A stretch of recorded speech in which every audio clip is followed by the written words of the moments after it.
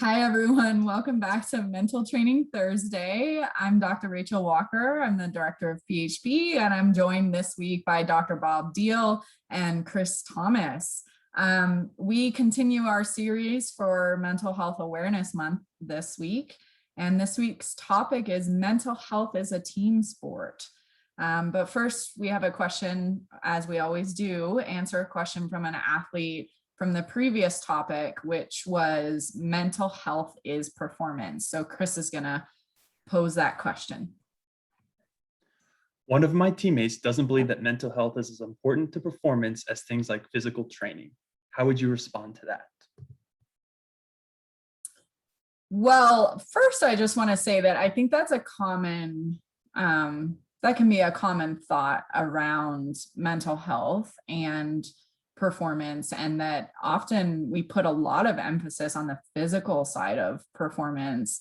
And I like to just say, first and foremost, before I'm going to bust a few myths here with mental health, that when you bring your whole self to performance, that includes your mind and not just your body. So your mind and your body are connected.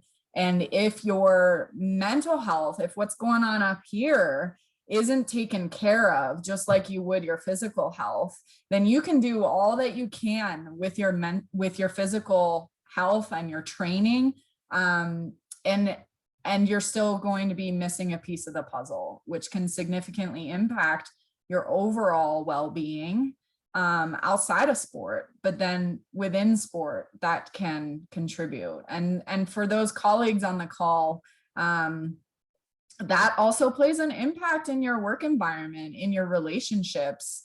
So thinking about how your whole person, not just the physical side, it can impact your life and your health. So I mentioned a few myths. We thought we'd take this opportunity to walk you through some things that we commonly hear from athletes and people outside of sport with regard to mental health.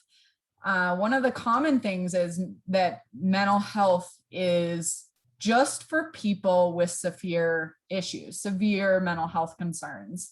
Mental health is on a continuum. Mental health is us. It's part of being human, right? And on the one hand, on the one edge of the continuum, you have resiliency and thriving, and then it goes all the way to this other end, which is that mental health, the severe mental health concerns. And mental health on this continuum is everything in between. And so, when you are struggling, you could come and you can see a counselor for all different reasons. We prefer that you don't wait until it gets to this other end of the continuum. It could be that you've had a few down days and you really just need to talk to somebody. That's mental health. And often when we are having some challenging times, there's a shame that goes along with it.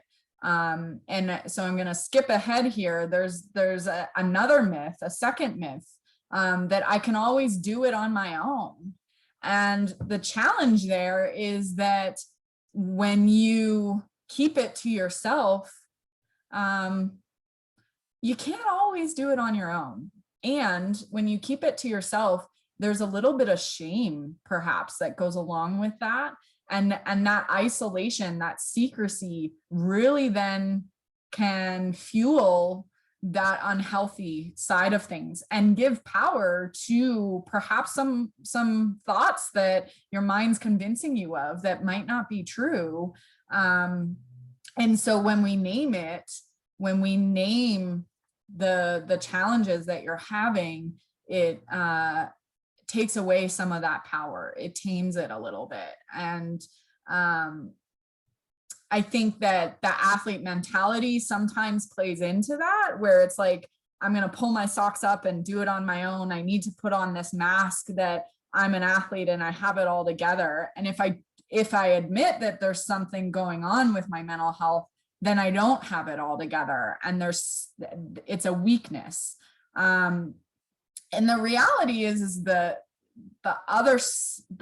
flip side to that is true. So when you name what you're struggling with and you're vulnerable in that way, it actually can create some strength, right? Because you're taking away some of that power and you're taking back some of that control from the thing that you're struggling with. And vulnerability, that takes courage. So therefore, mental health, there's strength in admitting and talking through some of the things that you might be struggling with. And it's okay to not be okay. That's part of being human sometimes. That's the whole self. Can't just focus on the positive things in life and not admit that there are some downsides to life sometimes. Life is all of it. Part of being human and an athlete is all of it. And so if we can learn different tools and ways to create space with some of those uncomfortable things, then that then helps you manage that mental health concern a little bit better, which then leads to improvement in performance. Perhaps you notice a difference in your relationships then because you're taking better care of yourself too. Then another myth is, well, if I admit that I'm struggling, what if it gets worse? What if I get more overwhelmed?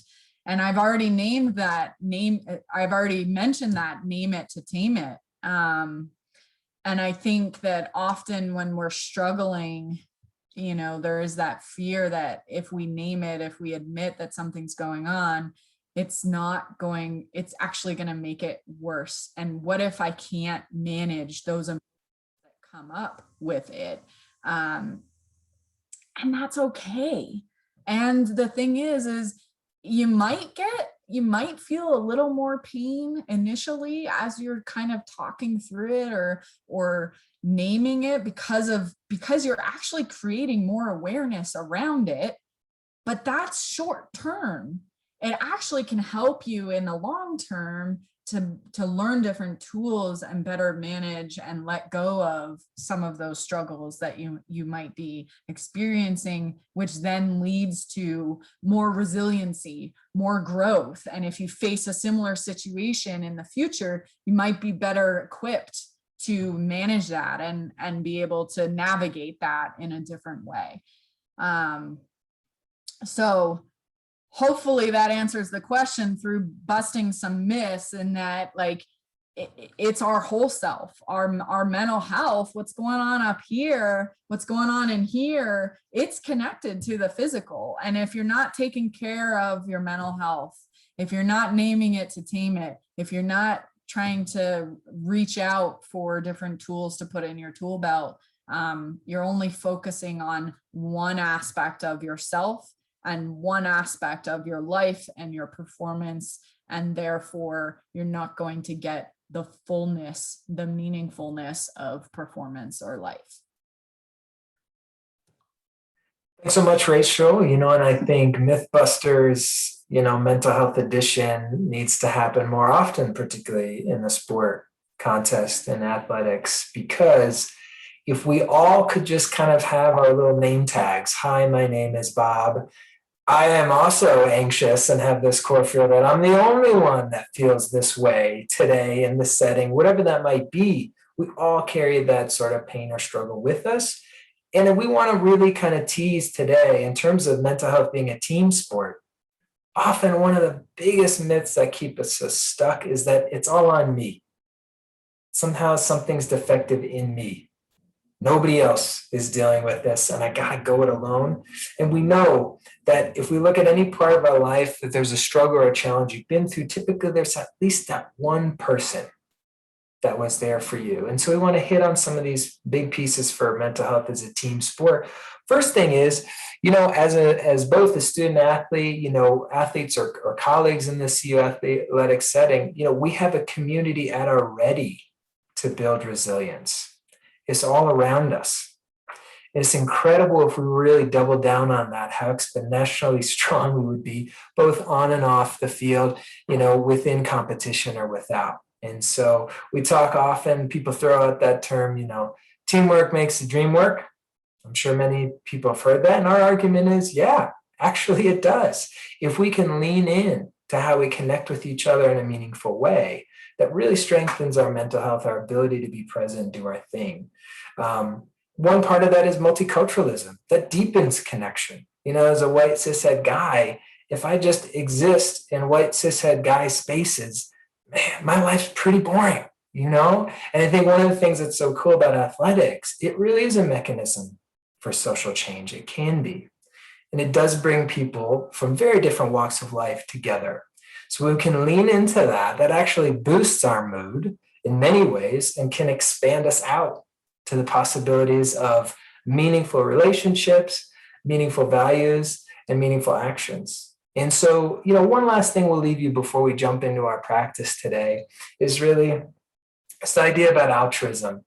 When we are really feeling down, one of the quick hacks, which is not really a hack because it's actually an action that works really well, is serving others. What can I do for others? And that's an immediate mood booster. So today we're going to call this practice Teamwork Makes the Dream Work. And it's really a focus for those of you who want to find this practice on your own, from the Mindful Self-Compassion program by Chris Germer and Kristen Neff. And it's really about how to bring compassion both in for ourselves and what we need, and then out for others. So for those of you that are ready, just kind of assume a position that really works well for you. Posture in your kind of chair, or you may be laying down. You might even be standing. If it feels helpful to close your eyes, go ahead and do that, or find a spot to kind of narrow, soften your gaze, and just come home to your body.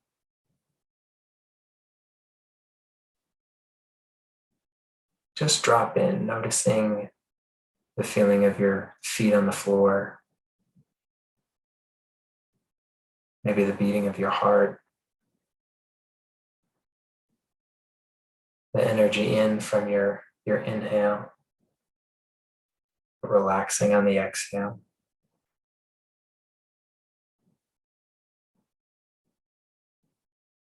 And not just bringing awareness to your experience, but actually bringing a caring awareness. So maybe adopting a physical stance or gesture that represents this caring attitude. So, placing a hand on the heart or the cheek or somewhere that feels comforting for you, even just clasping the hands together. And you can leave your hands in that space if that feels comforting for you, or place them back down on your side, whatever you need.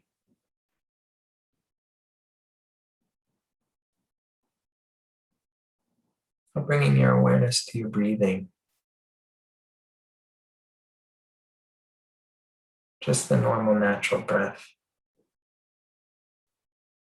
Following in all the way on the inhale, to the top of the breath, and the letting go, the downward motion on the exhale. Just letting your body breathe you.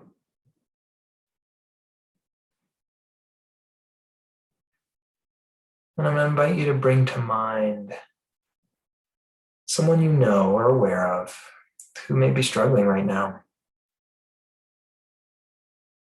It could be a coworker, a teammate, a loved one. Maybe it's not even someone you know directly. Maybe it's someone that you just pass during your day. Just allow their image to arise in your mind. I'm going to invite you to direct your out breath to them. So on each exhale, sending them what they need in this moment.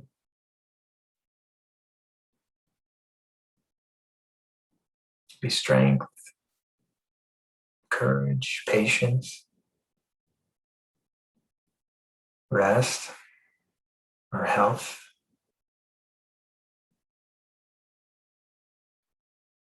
Just with each out breath, sending something good to this person who may be dealing with a challenge right now.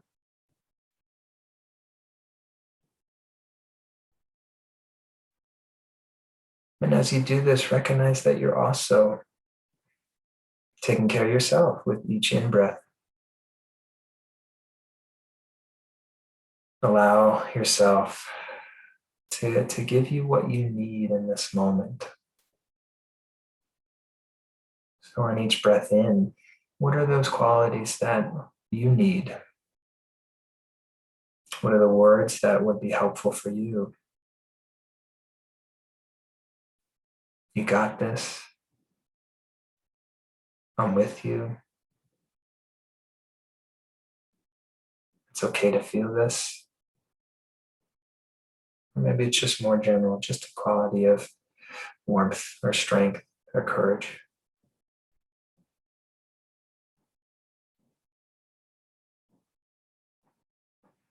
And just acknowledge, right now, what is needed most, and ascending strength where it's needed most. So breathing in for yourself and breathing out for this other person in your mind's eye. One for me and one for you.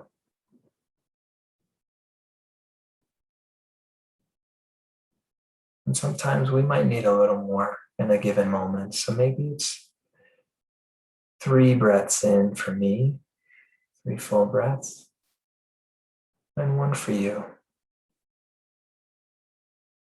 Or if you're feeling resourced,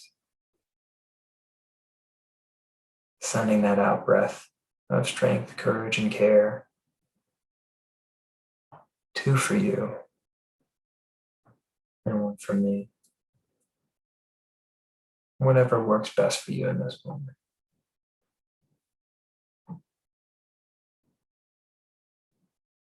And just noticing as you engage in this practice, just how interconnected we are with people in our lives, whether they're physically present with us or not. Imagining both what you need today, what this other person may need.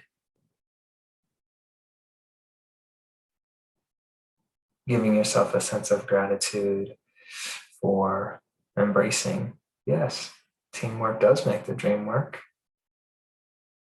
Mental health is a team sport. We're all in this together. And when it feels right, you can release your focus on the breath in this practice, coming back into your body, and we'll return to our conversation. Thanks so much, Bob. I noticed for myself, really imagining this like gold energy connection to the person that I was sending that loving, caring, courage, kindness to, whether that's through teams or in your team as an athlete or colleague or in your personal life. I think it really can. I know I felt lighter after that. So I think it can really impact your overall well-being and health. I appreciate your sharing that exercise with us. And thank you all for joining us. Join us again next week, where we'll continue our month-long series for Mental Health Awareness Month. Our next topic will be identity empowerment for mental health. If you have any questions, as always, about this week's topic or the exercise, you can email Bob at robert.deal, DIEHL, at colorado.edu, and we'll use the first few minutes of each session to answer those questions. And this week we'll end with a quote. Ooh, I alluded to it when I was, actually, I think I mentioned it when I was walking through the Mythbusters. But our Boulder Buffs say it's okay to not be okay. Go Buffs.